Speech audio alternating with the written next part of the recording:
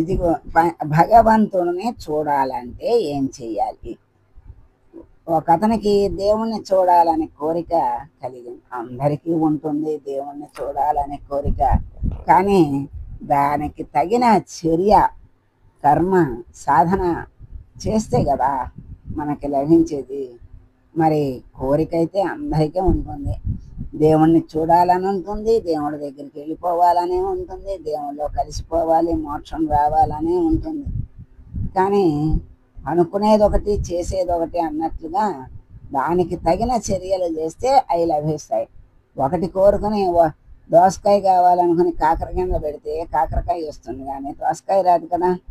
అట్లాగే మనం ఏది అనుకుంటామో, ఏది కావాలనుకుంటామో దానికి తగిన చర్యలు చేస్తే ఆ ఫలితం తప్పకుండా లభిస్తుంది.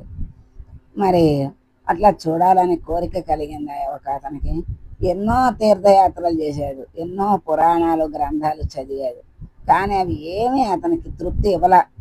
భగవంతుడి దర్శనం అవల, కోరిక తీరలేదు. భగవంతుణ్ణి వెతుక్కుంటూ అతను ఒక చోటు నుండి మరొక చోటికి తన ప్రయాణం సాగిస్తూనే ఉన్నాడు. ఎక్కడున్నాడో అని. ఒక చలికాలం సాయంత్రం వేళ అతను ఒక ముసలవ్వ పొయ్యిలో కర్రలు కదుపుతూ ఉండటం చూశాడు. అస్తమానం ఆ బొగ్గుల మీద ఉన్న బూడిద కప్పేస్తుంది. ముసలవ్వ తన చేతిలో చువ్వతో బొగ్గుల మీద కదుపుతూ వాటిపైన బూడిదని రాలుస్తూ ఉంది. అలా చువ్వతో కట్టెలను కదుపుతూ వాటి మీద బూడిదని నెట్టివేస్తుండటం అతను శ్రద్ధగా గమనించాడు. ఆమె బూడిదని తీసినప్పుడల్లా మరింత ఎక్కువగా ఉండటం కూడా అతను చూస్తున్నాడు. అంటే సెగ వస్తుంది కదా. మర్నాడు అతను ఒక చెట్టు కింద కూర్చొని అలసట తీర్చుకుంటూ బాగా ప్రకాశిస్తున్న సూర్యుడిని చూశాడు. ఓ సూర్యుడా, నీవు ప్రపంచం అంతటినీ గమనిస్తూ ఉంటావు కదా. దేవుడు ఎక్కడున్నాడో నీకు తప్పకుండా తెలిసే ఉంటుంది. దేవుడు ఎక్కడు రాక్కున్నాడు అని అన్ని చోట్ల ఆయన కోసం వెతికాను, కానీ నాకు ఎక్కడా కనిపించలేదు సూర్యదేవా అని అడుగుతున్నాడు ఆయన్ని. ఇంతలో ఒక మేఘం అలా వస్తూ సూర్యుడిని కప్పేసింది, కనపడకుండా చేసింది.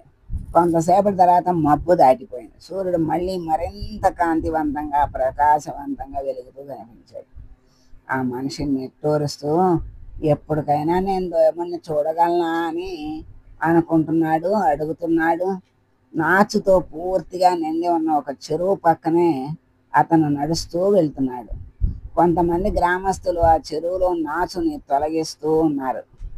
శుభ్రం చేసే పని చేస్తుంటే ఈ మురికి నాచుని చెరువులో ఎవరు వేశారు అని ఆ వ్యక్తి గ్రామస్తులను అడిగాడు. ఎవ్వరూ వేయలేదు, నీళ్ళలో నుంచే నాచు పుట్టి పెరుగుతుంది. ఎక్కువ కాలం నీరు ఒక చోట నిలవ ఉంటే ఆ నీళ్ళలో నాచు పెరుగుతుంది. ఇప్పుడు మేము ఆ నాచంతా తొలగించి శుభ్రం చేస్తాము, తర్వాత త్వరలోనే చెరువు తేటగా శుభ్రంగా తయారవుతుంది అని చెప్పారు ఆ గ్రామస్తులు. ఆ మనిషి ఇదంతా తలుచుకుని ఆలోచిస్తున్నాడు. నాచు నీటిలో నుండే వచ్చింది, కానీ అది ఎంత దట్టంగా పెరిగి నీటిని కప్పేసిందంటే అదంతా తొలగిస్తే కానీ నీరు శుభ్రపడి పైకి కనిపించట్లేదు కదా. అలాగే సూర్యుని వేడి వలన ఏర్పడే మేఘాలు సూర్యున్నే కప్పేసి సూర్యప్రకాశాన్ని బయటికి కనిపించకుండా కప్పేసి, గట్టిగా గాలి వీచి మేఘాలు చెదిరిపోయినప్పుడు మళ్ళీ సూర్యుడు మనకు కనిపిస్తున్నాడు.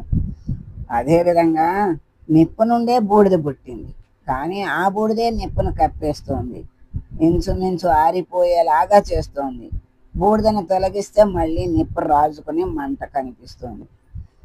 ఇవన్నీ పైన చూసినవన్నీ ప్రతి ఉదాహరణలోనూ నీరు, నిప్పు, సూర్యుడు ఇంతకు ముందే ఉన్నాయి కదా, కొత్తగా ఏమీ ఏర్పడలేదు. కానీ అవి కనపడాలంటే మనం కూడా కొంత ప్రయత్నం చేయాల్సి ఉంటుంది కదా.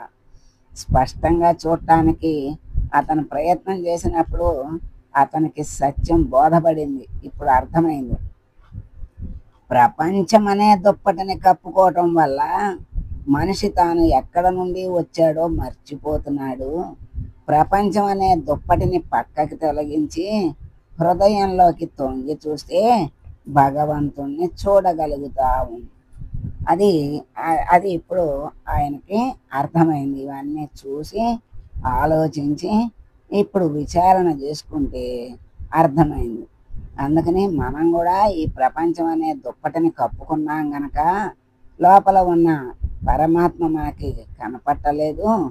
ఈ ప్రపంచం అనేటువంటి దుప్పటిని తొలగిస్తే, హృదయంలోకి తొంగి చూస్తే, అంటే అంతర్ముఖమైతే అక్కడ ఉన్న భగవంతుణ్ణి మనం చూడగలుగుతాము అని అర్థమైంది ఆ వ్యక్తికి. సర్వం శ్రీకృష్ణార్పణమస్తు. లోకా సమస్త సుఖినో భవంతు.